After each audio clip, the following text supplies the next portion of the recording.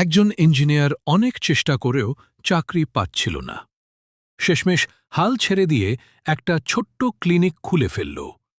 বাইরে সাইনবোর্ডে লিখে দিল, ৩০০ টাকায় যে কোনো রোগের চিকিৎসা, যদি ভালো না হয় তবে ১,০০০ টাকা ফেরত। এটা দেখে এক ডাক্তার ভাবল, আহা, দিনে ১,০০০ টাকা কাঁচা।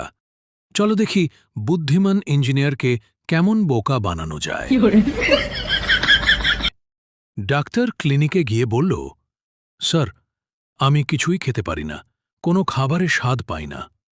ইঞ্জিনিয়ার নার্সকে বলল, ২২ নম্বর বক্স থেকে ওষুধ আনো আর ৩ ফোঁটা খাইয়ে দাও।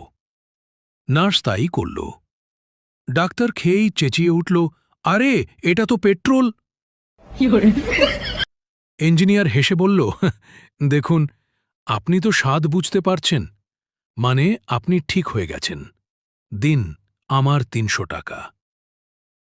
ডাক্তার খুব রেগে গেল, ভাবল এবার ঠিকই একটা চমৎকার প্ল্যান করে টাকা ফেরত নেবে।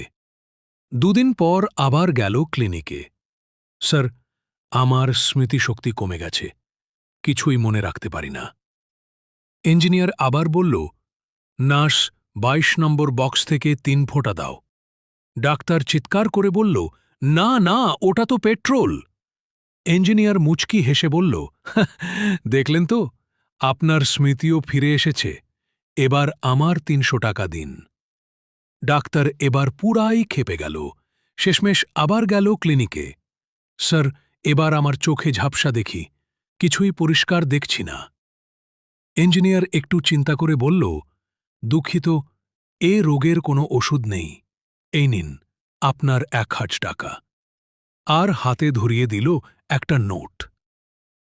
ডাক্তার বলল, কিন্তু এটা তো ৫০০ টাকার নোট। ইঞ্জিনিয়ার হাসল,